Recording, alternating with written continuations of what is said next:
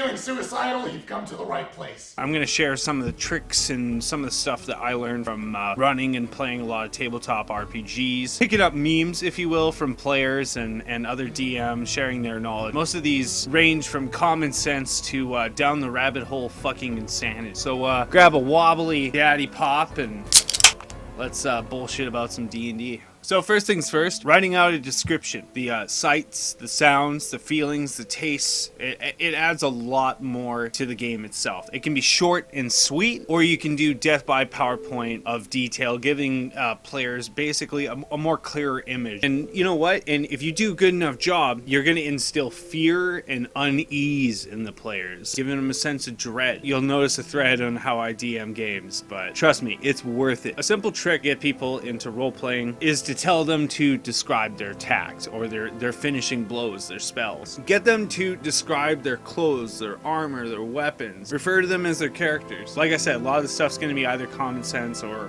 really crazy. For instance, let's say Buddy decides that he's going to smash through the door. I would say to the player, how does dank blue sack iron fist do? It builds a lot more comfort to express their character. Real life or in-game props add 1000% to the fucking game. Whether that's notes from the bad guy, the scrolls, or puzzles made out of fucking cardboard. Shit, make a map out of fucking glitter. Fuck it. You control everything, dog. You are the dungeon master. You are so goddamn powerful that the gods and goddesses bend their will to you. Yeah, boy. Okay, you weave fucking space and goddamn time, and then you get pissed off that a party of mortals got you jacked up. I don't know. It's just food for thought. Nothing is wrong with buffing or nerfing enemies to fit your game. Buffing weak dudes to make them a little bit more of a credible threat, or nerfing badass enemies. Don't like the spell loadout of the creature, the NPC? Fuck it. Change it. I encourage it. Liking the ability from one monster? Add it to another. Go ahead. Create something brand spanking new. Fucking homebrew it. Go on Google. I'm sure that whatever monster that you're thinking of, somebody's already made it. Which brings me to another point, which is DC. They're more like guidelines. So like in my experience, it's way more worth it to make the DC harder than normal. Sounds brutal, but what that means is it adds a lot more weight to people that do skill distribution. Okay, it makes it so when the players who do invest in those skills, it makes it feel worth it. It makes them feel rewarded for things. Okay, like allowing the thief to lockpick and disarm traps and loot and shit. You gotta let them do it. You gotta let them do it. I mean, they can be greedy fuckers after that, but you gotta let them do it. I cannot stress that enough. You gotta let players do what it is that they're doing. If there's a barbarian or a fighter and they want to be the badass hero, you gotta let them do it. You just gotta make sure you give them a dose of reality. That's the thing.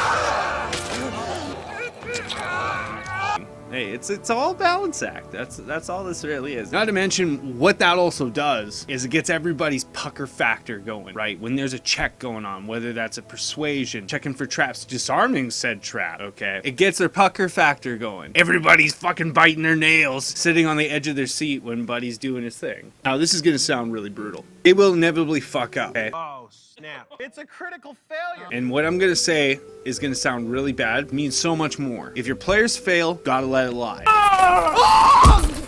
You wouldn't be attempting to abandon our quest now, would you? No! Something should be unattainable. You're in need of a little more encouragement. No. Oh, now don't resist. No. Let the encouragement sink in. Qui-Gon Jinn, I think, said it best when he said, there's always a bigger fish. Basically what it does is it instills in the players, too, that sometimes things can't be solved. It won't work all the way. You gotta have contingencies. Did any of you bring potions along just in case? Challenge your players will become better players. If they become better players, they become more invested. It's all too common you'll hear rookies that they can barely comprehend the fucking mechanics of it, and it's hard for them to enjoy the story. Bro, I'm straight up not having a good time. They end up being like spectators because they don't know what the fuck is going on. Bless rookies. It is, although, the magical time of D&D, though, that first leap of when you are learning to play it is great. To DM and to be a player, it is fantastic. It's comparable. There's actually another game that I can parallel, which is Dark Souls. Oh, my favorite. it. It's that magical time where everything is all brand new and, you know, your pucker factor's going. Everything that you're doing means a lot more. You can take the game a lot more seriously in that sense. But you're not paying attention to the story? I don't know. It all depends on the player, I guess. My defense for the reason why I say that the DCs need to be a lot higher and stuff is because it turns from the situation that I just described to a mechanic that is nothing more than busy work. And you always get rewards. It becomes like a hurry up and wait process. But also keep note on the DCs, the encounters, etc. And because at least then there's wiggle room. Honestly, when you are DMing, this is more for new DMs because veterans know what I'm talking about. Is you basically want to approach it almost completely improv. And you're walking along, and you, Almost. a dragon comes out. You know what I'm saying. So you want to approach it in that sense of like, you want it to be mostly improv, but you want to have some stuff on backup, because that way you have room to be able to wiggle around. You can make some things stronger, you can make some sections a little bit harder and good stuff. In fact, making some things impossible, like checks, weapon attunements, stuff that they can't succeed on. Don't do it all the time. Don't do it like every single time, but once in a while, like a dash of salt can really add to a dish, but too much can fucking kill a person. Little things like that really add to your campaign. Your players are going to be paranoid, fucking spinner schizos, okay, that think that everything and anything is out to kill them. But why? Brackett is no mad dog killer. He is after something. And I don't blame them. And they act accordingly so. Here's the thing. You can use that fear to your advantage. Be vague on your interactions, okay? For example, oh, hey, you know, X will happen to Y, you know, nothing happened. Yeah, I know, right? Pretty fucking weird, right? I don't know where that was going. Oh, I wish to order a drink from the bar, maiden. Oh, okay, yeah. Are you sure about that? It's a trap! It sounds really brutal, and it fits in the theme with the title of the video, but seriously though, it adds an air of mystery, okay? It adds a lot more than it takes away, so trust me. Loot has weight. It takes up a lot of room, okay? Let's say the party fights a big fuck-off dragon, and his horde is within grasp of the party. Piles and piles of gold, silver, gems, fucking magic items lay before them. I mean, there's copper pieces too, but nobody gives a shit. Oh, yeah! So the party turns, and they'll say, we'll take it all, man. Okay, fucking how? What? Keep a constant reminder of space and weight of weapons, you know, and kit, clothes, weapons, fucking spells and shit. It can and should hamper the party in situation. In real life, melee combat, if you will. Fumbles are all too common. You're gonna slip and fall, okay? That's real life shit. You gotta give them some hardships, right? Have the Dark Souls mentality of tough but fair. I get it. The game ends up being more realistic. I don't get it. Which is, I know it's fucking contradictory, but trust me, it makes the game better. Your players will thank you at the end of the day. You don't always have to go out and be collecting shit for the players as your storyline or whatever. A really good little trick is hiding the item in plain sight. That's right! Quest item that seems like complete junk later becomes completely fucking all important. But the party finds out the clues along the way, so it kind of builds up. They don't know it right away. They just imagine it's a piece of shit. They're probably gonna sell it right off the bat because that's just how it fucking goes. Dreams, fuck it. What about dreams too, right? Maybe one of the party members has a dream that everybody fucking dies.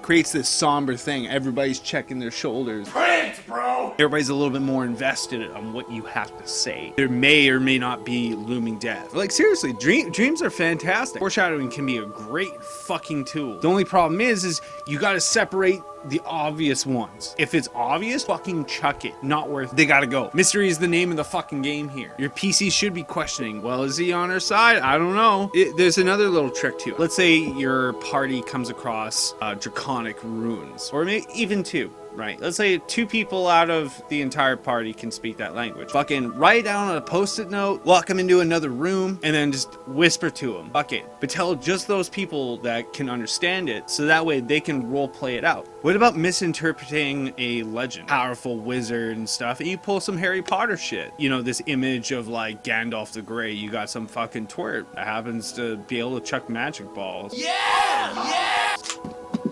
Or, you know, for example, your party's gonna overhype their situation a lot more worse than you ever can. If you're rolling dice constantly, you're looking at your papers, party's gonna get really fucking paranoid.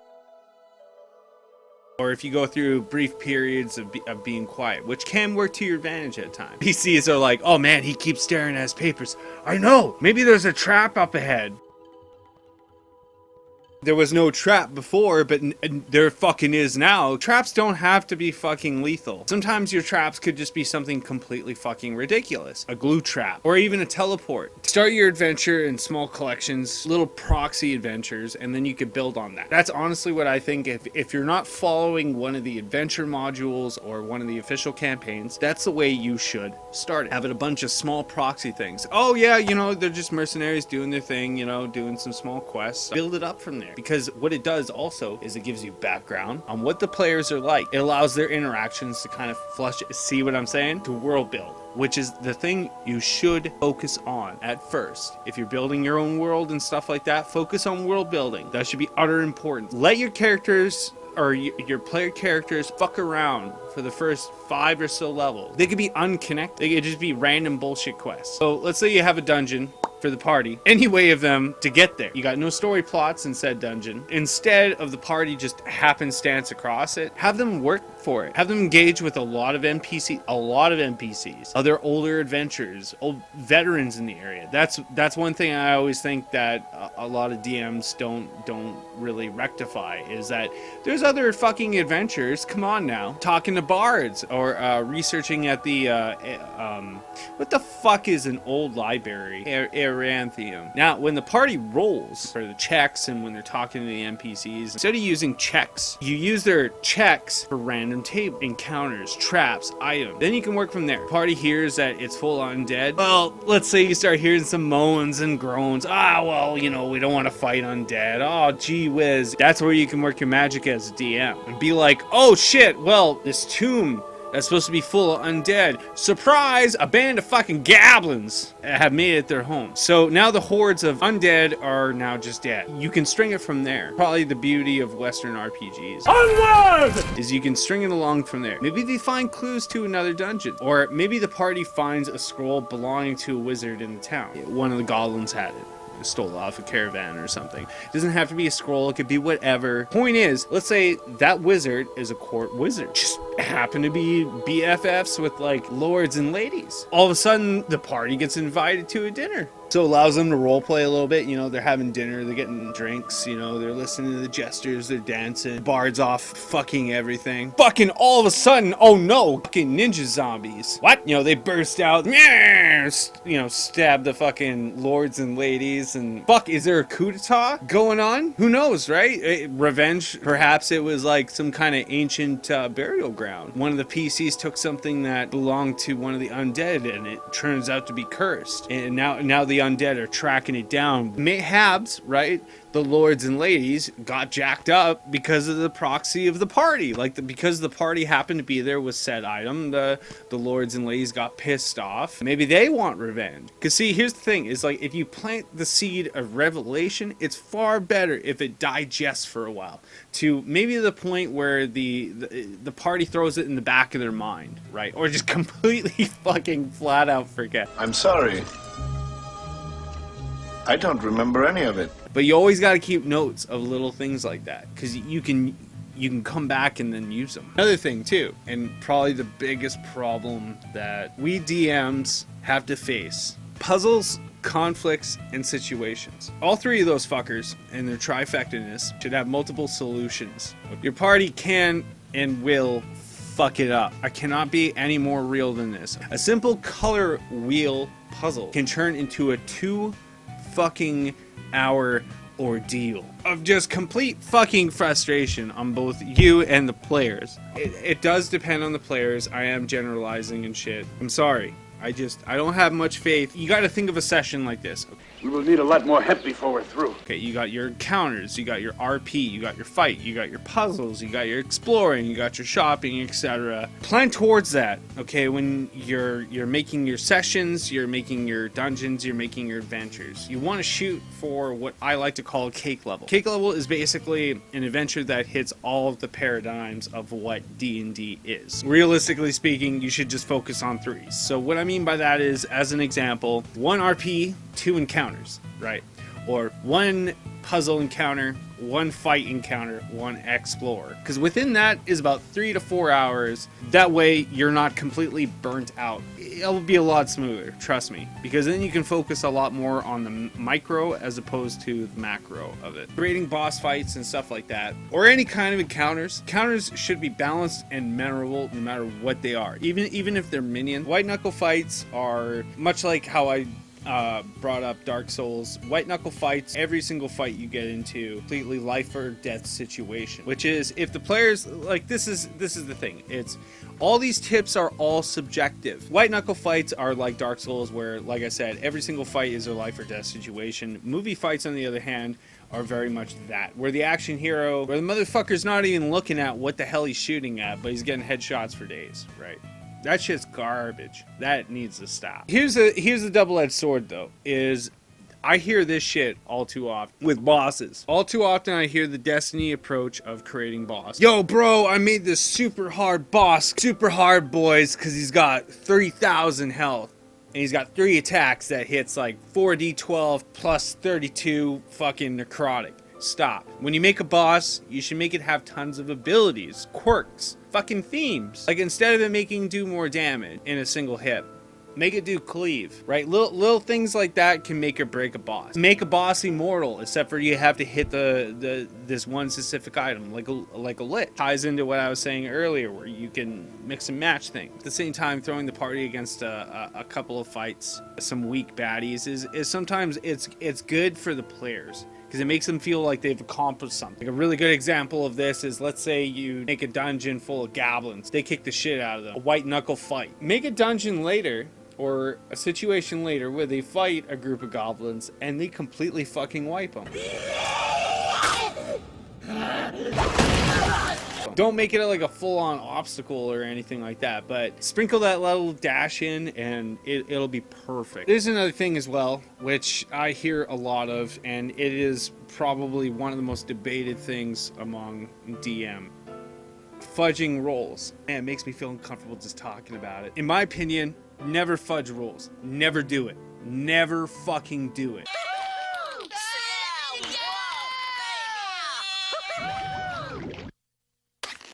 Okay, not for villains. Don't do it for the players. Don't do it for nobody. Because if your players catch you, even if they get the fucking hint you've been fudging something, you're done at that point. The integrity of the game, the action, the atmosphere, the trust, everything is fucking gone. Let that shit go. Let them die. Let it happen. Cursed magic items, you know, they're great. Like a magic sword that's fucking sentient. Wow, you sound like a woman in 2 languages. You know, it's our role-playing opportunities that open up. Like, let's say that you have a ring, right? That's bonded with an imp. The imp helps the party out, you know, gives you some role-playing opportunities.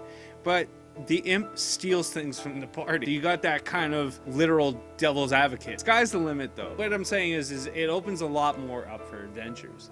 Maybe it turns out that the imp is a spy. He's actually betraying the other demons and stuff, and he actually wants to make a difference. Not to mention, with the cursed items, the players are gonna want to purify it. They're gonna fucking want it. They don't give a shit what it is. They don't care how cursed it is. They're gonna want it. Do not plan how your party will react, but instead have it so the bad guys are acting with the resources and everything available to them at all time. Whether that's fucking power, money, rank, crazy magic items, fucking whatever bad goys, you know. Bad guys want to live too. You know, even the minions. So they'd use whatever kind of tactics, dirty fucking tricks to win. And in fact, if they start losing really badly, they're probably gonna run away to save themselves. You know, they're gonna give away info if you fucking, you know, start threatening them with torture and shit. They'll give you whatever info, items, money, etc. Fucking whatever. It's not railroading if your players don't know it. Although you can also use that to your advantage as well. You could have it where players are fully aware that they're getting railroaded, but it's on purpose. If you ever need the players or the party to do anywhere or to go do anything or go somewhere, have an NPC steal their shit. They'll track that motherfucker down to the Undermountain goddamn self, okay? Just to get that old fucking shitty shoe. Having the villains wounding the party, leaving them for dead, right? The party would probably want some Metal Gear Rising Revengeance bullshit and backtracking. Backtracking and shit like that can be amazing if done well and done once in a while. It's mostly the slow burn and the setups that are the most important. So let's say you have an NPC betray the party. Basically, the party should treat the NPC as if it's another member of the party. If you've done that, you've done your fucking job to set that seed. If it comes completely out of nowhere, you fucked it. Because nobody likes it when it comes completely out of left field in that sense, right? You want it to be like a slow burn where there's hints of it. And the thing is, too, is you got to treat non-playable characters, NPCs, like they're peeps too. Girl next skull splitter. 2 L's. Yark flays children. Just like it sounds. Okay, make them act like a real sane person would in that stitch. Just some things too, is you gotta let your players be, if that makes sense. You gotta let your players do what they do. Let that play out, because your players and you will have better stories because of it. When this one player could kill 4 monsters in a single swing with his plus-off sword of badassery fuckness, you know. But that very same player using the spellcasters as makeshift stilts because there's a rust monster and it's going to eat his sword and his armor. It's D&D. It's a fantasy. There's countless and endless fucking solutions. But that's where you can get into the arms race, and that's where you don't want any part of that. Even have NPCs play favorite. I know that sounds weird, but it's realistically how it would be. At the same time, you got to encourage a lot of teamwork. Oddly enough, it creates a more teamwork environment. I don't know why that is. It's just, it is what it is. Race and class should really seriously have an effect on the world as a whole. It adds a little bit more opportunity to role-playing and character development. Another really good strategy too is to get your friends or people that you know that aren't in the game play as villains or figures in your game, because they could possibly think of things that you would never think of. Like, hey man, if you were such and such with these resources, goals, and skills, what would you do? Maybe add something more to the villain. In closing, I hope that this video has given you some form of inspiration to add to your campaigns, your memories. If you have your own, I don't know, tips or D&D stories, fucking write them down in the doobly-doo below. And I seriously appreciate you watching and commenting. Oh my god,